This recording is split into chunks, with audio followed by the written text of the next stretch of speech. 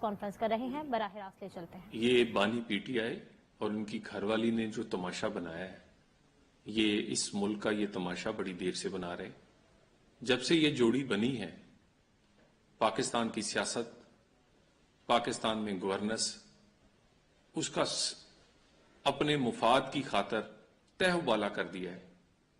اسی مصوفہ نے جب پی ٹی آئی کی حکومت تھی تو پنجاب میں پنکی گوگی کا راج تھا، ہر چیز کی سودے بازی تھی، ہر پوسٹنگ ٹرانسفر کا ریٹ تھا، ایک بازار اور ایک منڈی لگا کرتی تھی جس کو پنکی اور گوگی جو تھی وہ چلاتی تھی۔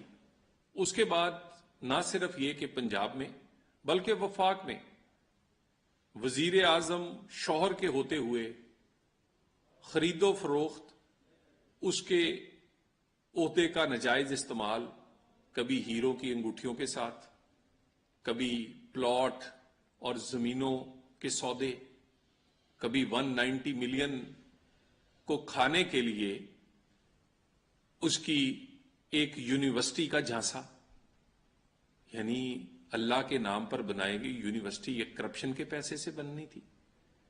اور یہ اس خاتون جو کہ بڑی ایمبیشیس ہے، بشرا بی بی ایک بڑی ایمبیشیس خاتون ہے، ان کا ماضی گواہ ہے اور ان کا ماضی اس سے بھرا پڑا ہے کہ انہوں نے بانی پی ٹی آئی سے یہ شادی اسی لیے رچائی کیونکہ یہ سیاست اور پی ٹی آئی پہ قبضہ کرنا چاہتی ہیں۔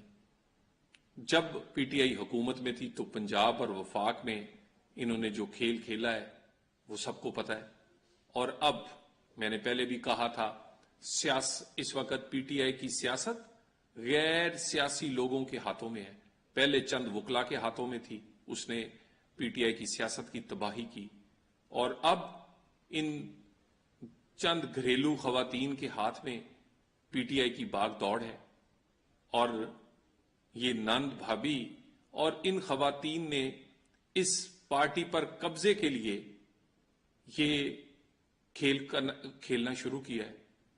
کل والا بیان شرم آنی چاہیے کہ جس ملک میں دکھاوے کے لیے، ڈرامہ کے لیے، شوبدہ بازی کے لیے آپ ننگے پاؤں جایا کرتے تھے، اس ملک سے آپ جیبیں بھر کر لایا کرتے تھے۔ ان جیبوں میں گھڑیاں، ہار اور نہ جانے کیا کیا ہوتا تھا، اور ننگے پاؤں لوگوں کو دکھانے کے لیے اور آتے ہوئے تحفوں سے جیبیں بھرتے تھے، جن کا کھاتے تھے، جن کے اربوں کے تحفے بیچے ہیں۔ شرم ہونی چاہیے۔ اگر اس وقت سعودیہ یا اس کا حکمران آپ کو اچھے نہیں لگتے تھے تو ان کے تحفے تو آپ کو بہت اچھے لگتے تھے۔ ہر چوتھے مہینے آپ جاتے تھے اور تحفوں سے جہاز بھر کے لے آتے تھے۔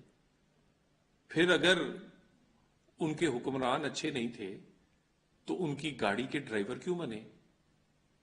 ان سے ذاتی استعمال کے لیے جہاز سے لے کر کیا کیا نہیں مانگا آپ نے؟ پاکستان کے تعلقات کو آپ داؤ پہ لگاتے ہیں۔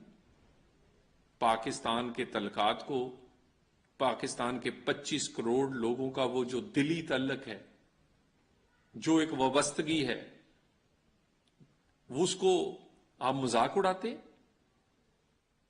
اور ایک اپنی سیاست کے لیے ایک جھوٹ پر بیانیاں بنانا آپ کی عادت ہے، اور جھوٹ کا بیانیہ آپ کا کیونکہ بکتا رہا، آپ بیچتے ہیں، کبھی سائفر کی شکل میں، کبھی آئی ایم ایف کوئی ڈیل رکوانے کی شکل میں، کبھی سعودیہ پر الزام، کبھی چائنا کو نشانہ بناتے ہیں۔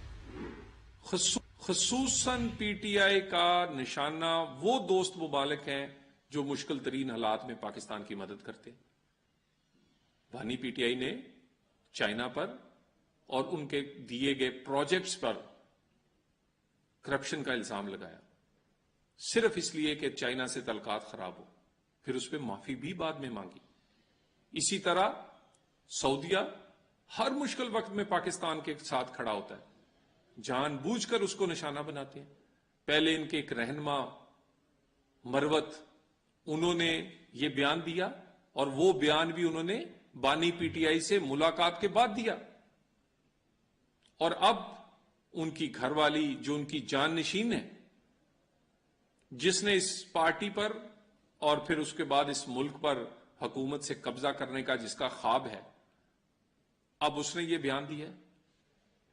اور یہ انہی ممالک کو کیوں ٹارگٹ کرتے ہیں جو کہ پاکستان کے دوست ملک ہیں، جو ہر مشکل وقت میں پاکستان کے ساتھ کھڑے ہوتے ہیں؟ یہ وہی کام کیوں کرتے ہیں جس کا نقصان پاکستان اور پاکستان کے ہر غریب آدمی سے لے کے پاکستان میں کاروبار اور رہنے والے ہر آدمی کو ہوتا ہے؟ یعنی آپ آئی ایم ایف کو خط لکھتے ہیں تاکہ پاکستان کی معیشت بیٹھ جائے، غریب کا چولہا نہ چلے۔ آپ سعودیہ کو نشانہ بناتے ہیں تاکہ وہاں پر 35 لاکھ لوگ جو وہاں کام کرتے ہیں ان کے لیے مشکلات ہوں۔ وہاں وہ جو ہر مشکل دور میں پاکستان کے ساتھ کھڑے ہوتے ہیں مسلم ملک کے طور پہ، وہ ساتھ کھڑا ہونا چھوڑ دیں۔ آپ چائنا پر الزام لگاتے ہیں کہ پاکستان کی معیشت میں جو ان کا رول ہے وہ نہ رہے تاکہ پاکستان پھر ڈیفالٹ اور پاکستان کے غریب کا چولہا بند ہو۔ یہ کھیل جان بوجھ کے کھیلا جاتا ہے، یہ کھیل بانی پی ٹی آئی کی مشاورت کے بعد کھیلا جاتا ہے۔ یعنی آپ اپنی رہائی کے لیے ہر چیز تہ و بالا کرنا چاہتے ہیں۔ کبھی آپ کہتے ہیں کہ میں اس ملک کو لاک ڈاؤن کر دوں گا، بند کر دوں گا، آگ لگا دوں گا، اور آپ کے رہنما کہتے ہیں کہ اس ملک پہ بے شک ایٹم بم گر جائے، بانی پی ٹی آئی چاہیے، باقی کچھ نہیں چاہیے۔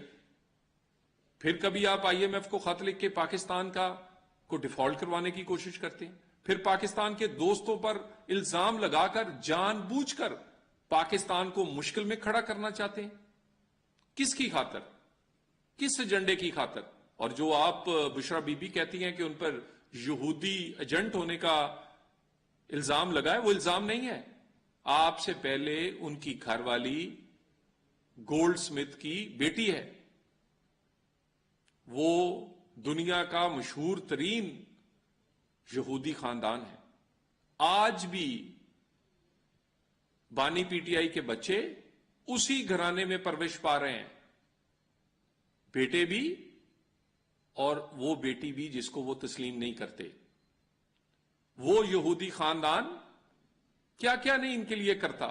فنڈنگ نہیں کرتا، فنڈنگ کے علاوہ پوری انٹرنیشنل لابنگ نہیں کرتا۔